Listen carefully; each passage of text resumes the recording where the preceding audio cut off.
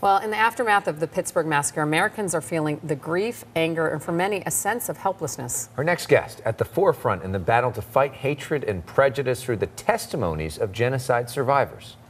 My wife, she was 7 years old. She lost her mother and father. They went to Auschwitz and were executed the same day they got off the train.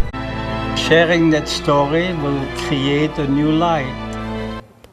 Well, the USC Shoah Foundation was founded by director Steven Spielberg, and their goal is to create change through the curation of personal stories, testimonies of the experiences to provide insight and inspiration to others. Dr. Stephen Smith, the Shoah Foundation Executive Director, here with us. Thanks so much for being with us this morning. Good morning. So your job is to study history and learn the lessons of history. So what are the most important lessons of history that come to mind, especially in the wake of this shooting? Well, what we know is, of course, that anti-Semitism has been around for hundreds of years, thousands of years, and it's not going away anytime soon. So we have to, the lesson here is that we all have to make a conscious effort to be able to name it, to recognize it, to be able to educate the public at large that this is real, that it always ends in violence. Mm-hmm. You know, the Holocaust was the example of that, that unchecked anti-Semitism ultimately ended in the genocide of the Jews. We have to treat it with that seriousness. Well, you just brought up an interesting point. You said we have to name it and call it out.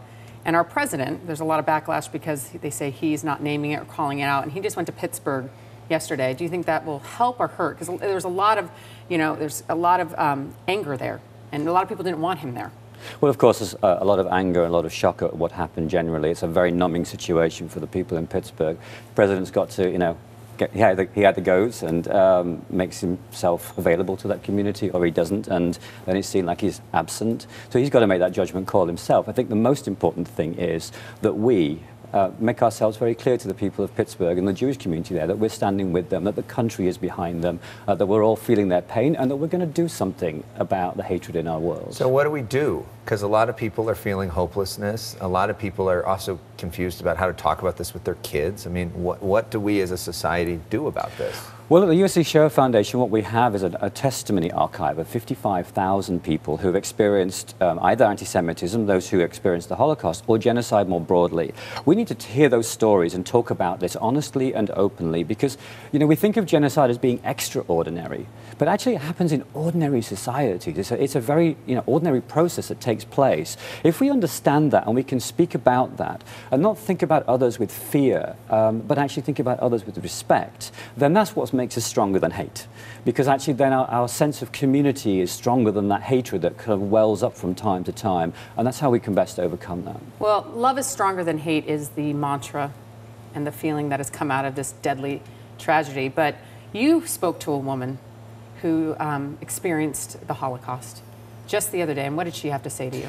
It's interesting. Anita Lasker-Wolfish is a Holocaust survivor. She was the first person that I spoke to after the shooting. I was in her home. And this is her right here? 93 years old. Mm-hmm. And first thing she said to me was, as I walked through the door, "Stephen, it looks like we're not making progress."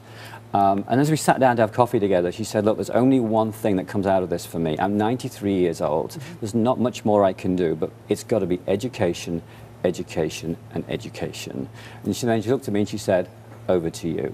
Yeah. And that to me was heartbreaking. It is. That's heartbreaking. It actually makes me want to well up. I'm sorry. It's heartbreaking that she's at this age and has experienced what she's experienced and now has to experience this. Yeah.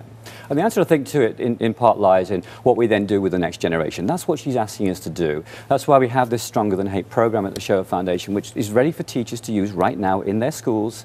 It teaches them about anti-Semitism and racism and how to speak out and how to be effective in your community and in your world. So I would urge, our teachers and our communities and our families, if you want to do something, make sure that your children know about this. Don't shy away, even young children. And for more information about that, you can go to the sfi.usc.edu,